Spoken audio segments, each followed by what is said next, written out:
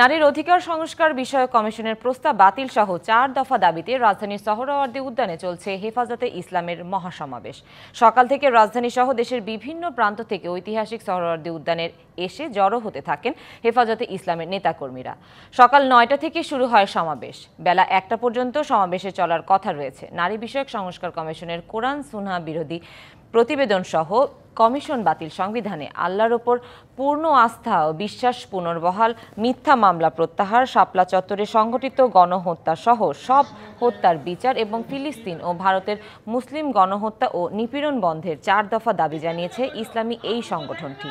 হেফাজতের সমাবেশে বক্তব্য রাখেন আমার দেশ পত্রিকার সম্পাদক মাহমুদুর রহমান এবং এনসিপি নেতা হাসনাত আবদুল্লাহ। মাহমুদুর রহমান বলেন, অপ্রয়োজনীয় কিছু সংস্কার কমিশন করে সময় নষ্ট করা হচ্ছে। নারী নীতি এই নিয়ে লড়াই করতে গিয়ে মূল লড়াই থেকে সরে না যাওয়ার কথা বলেন তিনি। আর এনসিপি নেতা বলেন, শেখ হাসিনার ফাঁসি কার্যকর না হওয়া পর্যন্ত আন্দোলন চলবে। 98% মুসলমানের দেশে ইসলাম সাংঘর্ষিক, কোরআন সাংঘর্ষিক কোনো কাজ করতে এই বাংলাদেশে আমরা বেঁচে থাকতে দিব না। প্রথম যে আমাদের যে দাবিটা, নারী বিষয় সংস্কার কমিশনকে কোরআন সুন্নাহ বিরোধী প্রস্তাবনা কমিশন বাতিল। 4 দফা দাবি না মেনে নেন তাহলে হয়তো পরবর্তীতে আমরা আরো কঠোর অগ্রসর হব। আমরা হাসিনার ফাঁসি নিশ্চিত করা পর্যন্ত আমরা আন্দোলন চালিয়ে যাব।